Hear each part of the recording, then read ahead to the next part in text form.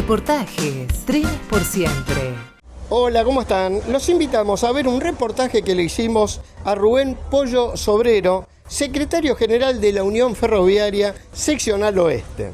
¿Cómo ves la iniciativa por parte del Gobierno Nacional de entregar a manos privadas las empresas ferroviarias del Estado? En primer lugar, cuando hablamos de la carga, la mayoría de las empresas, tanto Belgrano Carga, son empresas que son concesionadas, que se le fueron renovando los contratos en forma directa, pero tarde o temprano tienen que ir a una nueva concesión o estatización, que es lo que pedimos nosotros. Evidentemente el gobierno tomó nuevamente la iniciativa de concesionar las distintas líneas con objetivos que son totalmente mentirosos. Por ejemplo, en el caso del Belgrano Cargas, que es la primera que se anuncia, porque todavía la letra fina no está, no se sabe cómo va a ser ni nada de eso, sino que es un anuncio. Son tres cosas que son interesantes. Primero, plantea de que el ferrocarril da pérdida. Pero mira qué contradicción, porque en la página oficial del Ministerio de Economía, ahora Secretaría, plantea que el primer semestre el Belgrano Cargas tuvo un superávit de 9.000 millones de pesos. Entonces, ¿da pérdida o da ganancia?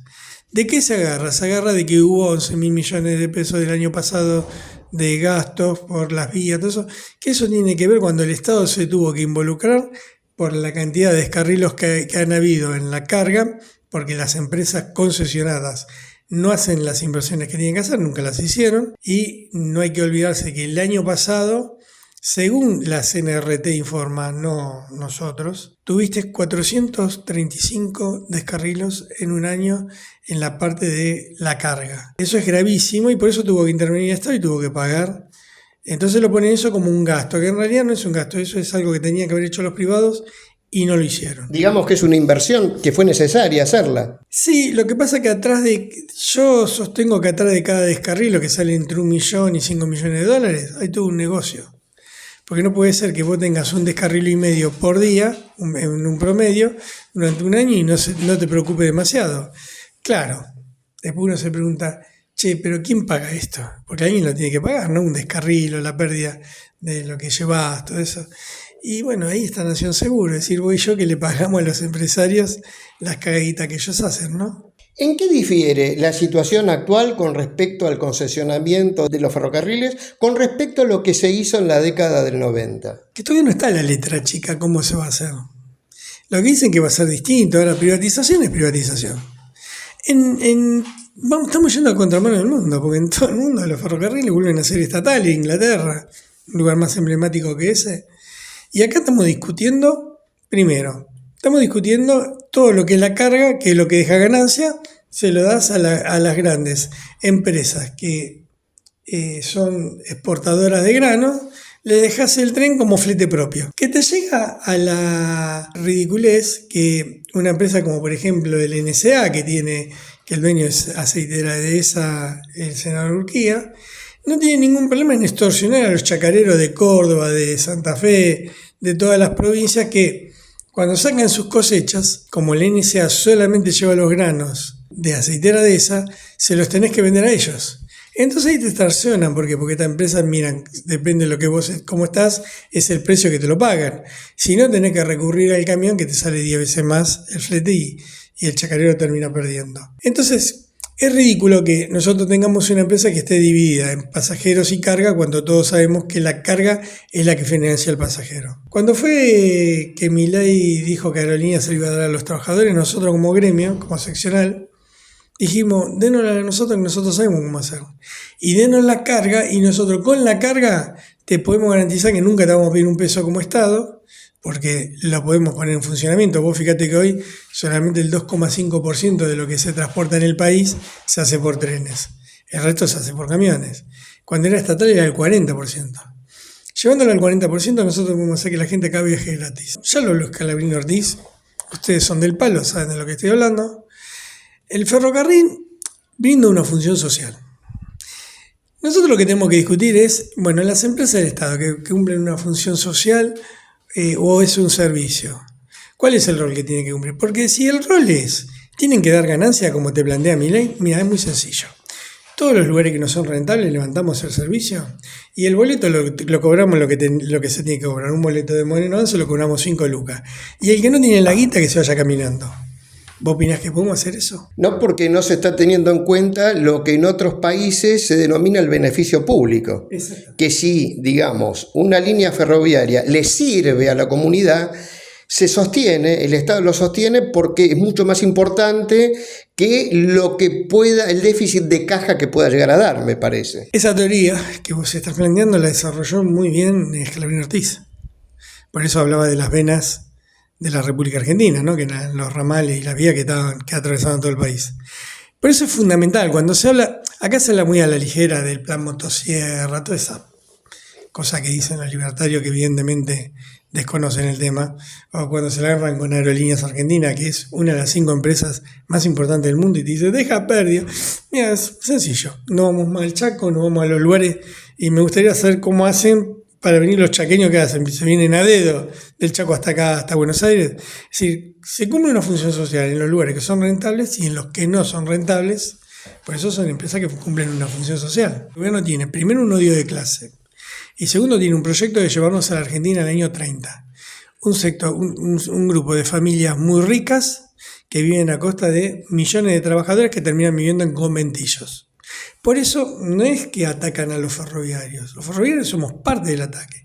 Atacan a Aerolíneas, atacan a la educación pública, atacan a la salud pública, atacan todo aquello que el pobre puede tener acceso y que, por ejemplo, yo quiero que mi hijo tenga la misma calidad de estudio que el hijo de un rico. Eso solamente lo puedes garantizar con un Estado presente, que te financia la educación para que puedan estudiar, o yo quiero que mi hijo, si tiene que ir a un hospital, lo puedan atender y no que tenga que tener una prepaga, como dijo Velocopit, ¿no? Las prepagas son para la gente que la puede pagar. Los demás que vayan al hospital público y que se mueran ahí en la puerta del hospital público. No es la clase de país que al menos nosotros queremos. ¿Crees que algunos de los sindicatos ferroviarios están como expectantes en una vidriera viendo qué es lo que ocurre, cómo se desarrolla esta situación que plantea el gobierno, pero se mantienen, digamos, sin hacer nada al respecto? Son muy diplomáticos diciendo expectantes, son traidores, porque están a favor de la privatización. Y ahora se cierra el ramal de Pehuajó. ¿Escuchaste a algún dirigente ferroviario? No me voy a meter con los otros gremios, Unión Ferroviaria. ¿Escuchaste a algún dirigente de la regional de Bragado o de Pico, que son las que corresponden ahí, decir algo de que cierran un ramal y te dejan sin trenes? Mira, nosotros como vivimos básicamente de lo que es la actualidad y las noticias ferroviarias, no recordamos haber levantado o haber escuchado declaraciones o haber recibido alguna notificación de prensa, por ejemplo, de este sindicato, diciendo algo al respecto. No vas a escuchar. Tuviste 1.388 despidos, dice el gobierno. Yo no creo que sean 1.300 porque tuviste 500 que trabajaban entre el Urquiza y el Belgrano Norte hace 10 años que lo pasaron a la plantilla directamente de las empresas. No es que dejaron de pagar los sueldos porque lo pagan a través de los subsidios, pero vos tuviste 500 tipos que pasaron a trabajar en lugares que ya estaban trabajando hace 10 años. ¿Escuchaste decir algo a algún dirigente de la Unión Ferroviaria sobre los 800 despidos que hay? ¿Escuchaste decir algo a algún dirigente ferroviario sobre las privatizaciones? ¿Escuchaste a algún dirigente ferroviario hablando de que hoy cobramos la mitad del sueldo que cobrábamos hace 4 años atrás? Son, por algo La Nación Más dice que Sergio Sacia es el mejor alumno del mileísmo. Sacia, que la verdad que no tiene una tradición obrera de ser dirigente, porque Sacia siempre fue jefe de recursos humanos de Belgrano Carga y llegó de casualidad. Llegó de una forma bastante despectiva que no hace falta contar cómo llegó al gremio, pero es un empresario. Sacia no es un laburante, un empresario millonario que hace trabajo, hace lo mismo que hacía Pedraza. A Pedraza, cuando asesinan a Mariano Ferreira, lo asesinan porque estaba defendiendo las empresas que tenía el gremio terciarizada dentro de las empresas del Estado. Entonces, cuando se empiezan a mezclar los negocios con el gremio, vos terminás mal. No puede ser que un dirigente gremial le echen 800 tipos cuando cerraron el provincial. Cuando cerraron el provincial, la única seccional que estuvo abierta fue esta. O sea, Ferrobaires, decís vos. Ferrobaires, la cerraron y todas las seccionales, ¿sabes qué hacían? Cerraban las puertas cuando iban los laburantes a reclamar. Y ponían cartelitos, estamos de vacaciones. a mitad de año. ¿Para qué? Para que los trabajadores no vayan a reclamar por su estabilidad laboral. Pasó lo mismo en los años 90, cuando Pedraza privatiza y a cambio de eso recibe el Belgrano Carga con 50 millones de dólares de subsidios para subsanar los 100.000 trabajadores menos que iban a cotizar todos los meses en la Unión Ferroviaria. Entonces, ¿qué puedes esperar de estos dirigentes? Nada. ¿Qué propuestas le harías vos al gobierno nacional como para tener un sistema ferroviario de buena calidad y eficiente? Que los ferrocarriles sean manejados por los trabajadores, con una dirección de los mejores técnicos, ingenieros y obreros que tengan 15 o 20 años para poder planificar a largo plazo, que la carga pase al Estado para financiar al pasajero y a partir de ahí empezar a proyectar un modelo de empresa acorde al siglo que vivimos, porque la traza que tenemos es del siglo pasado. Capaz que no necesitamos algunas trazas que hoy son innecesarias, pero sí quizás pasar del Atlántico al Pacífico, cosas que serían bueno implementarlas. Pero si vos no lográs tener una empresa, porque acá lo que tiene que quedar claro son dos cosas. Primero, fracasó la gestión privada. 10 años de privatizaciones, vos lo que tuviste son masacre de Don Secho, que es trenes de chapa, con asiento de chapa porque la gente le rompía los asientos, trenes sin vidrio. Acordate todo el tiempo que estuvieron para que no entraban a Constitución por la quema del Cabín, la quema de los trenes en kilo 4, todo lo que ha pasado acá, soterramiento, tren bala, todos los negociados que hicieron acá con el servicio ferroviario. La única forma que esto puede funcionar es si aquellos que aman el ferrocarril lo manejan. Son los trabajadores, con una empresa estatal, que el Estado controle la plata que entra y que sale, y nosotros con la carga no necesitamos ni siquiera que nos subsidien, porque estamos en condiciones de hacer lo mismo que se hace en todo el mundo. Inclusive hay otras discusiones, porque hoy estuve con un colega tuyo y me decía, bueno, pero en Alemania o en Francia, por cada kilómetro de vía vos tenés una cantidad de trabajadores, y acá en la Argentina tenés 5 veces más. Bueno, ¿estamos dispuestos a poner la plata en los ferrocarriles que pone Francia, que pone Alemania, para automatizar todo? Y entonces, por ejemplo, sistema de señalamiento del Sarmiento. ¿Vos lo conocés? Sí. 1911. ¿A vos te parece que nosotros podemos tener cable de tela todavía en la línea? Bueno, lo tenemos. Entonces, cuando vos tenés un sistema tan precario como el que tenemos nosotros, claro que necesita más gente. Es ridículo que nosotros tengamos pasos a niveles en 2024. Los pasos a niveles tendrían que estar eliminados. Voy a tener 300 tipos acá que están con una banderita porque se te mandan por los pasos a niveles y terminamos en accidente que nos termina saliendo más caro. Entonces tenés que ponerlo sí o sí porque pasa lo que pasa. Ahora, si vos tendrías todo automatizado, lo tendrías hecho de una forma donde el tren vaya por arriba o por abajo y que no tenga contacto, sería todo mucho más sencillo. Ahora, para eso hay que poner plata, que es lo que no quiere hacer ningún gobierno. Y la poca inversión que se hizo en el sistema ferroviario fue porque hubo una masacre, que fue 11.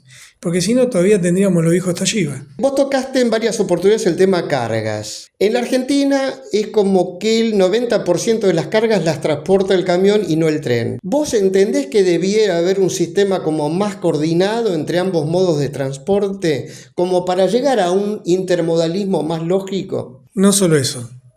Yo creo que todo lo que es el transporte en la República Argentina, camiones, trenes, barcos, aviones, tienen que planificar cuál es el rol que tiene que cumplir cada uno. No hay un rol de cada empresa bueno, a ver, a 500 kilómetros, ¿qué nos conviene más? ¿Llevarlo por tren o por avión o por camión?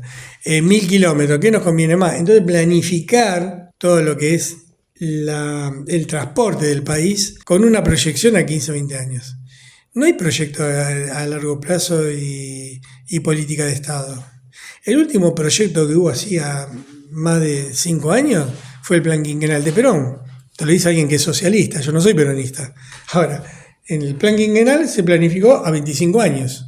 Hoy todos se planifican a 2 años como mucho. Por ejemplo, una discusión que tuve con Randazzo. Randazzo, cuando sale ministro de Transporte, me cita a la Casa de Gobierno, yo voy, y me dice, mira, después de la masacre de 11, me pidieron que yo me haga cargo, me dieron toda la plata para poder poner en funcionamiento el tren. Entonces yo dije, bueno, bárbaro, mira, yo tengo un proyecto. Empecemos a reactivar los talleres, empecemos a reactivar las vías, tenemos una política de acá a 14, 15 años y estamos exportando trenes. Y yo lo miraba y el tipo se me caga de risa. Después entendí por qué se me caga de risa. Porque el tipo lo que quería era ponerse un casquito que vengan los trenes de China y presentarse de candidato a presidente. Es decir, se pensó que cada foto iba a ser un voto. Se sacaba fotos con los trenes chinos, que terminamos teniendo una dependencia que todavía hasta hoy la sostenemos, y que no desarrollamos la industria ferroviaria. En la Argentina desarrollamos industria ferroviaria en el 1940. Y en el año 2024 tenemos que andar comprando trenes en el exterior o comprando rieles, o qué peor, con la pérdida de Somisa, ¿no? Entonces, nosotros como país estamos yendo para atrás en vez de ir para adelante.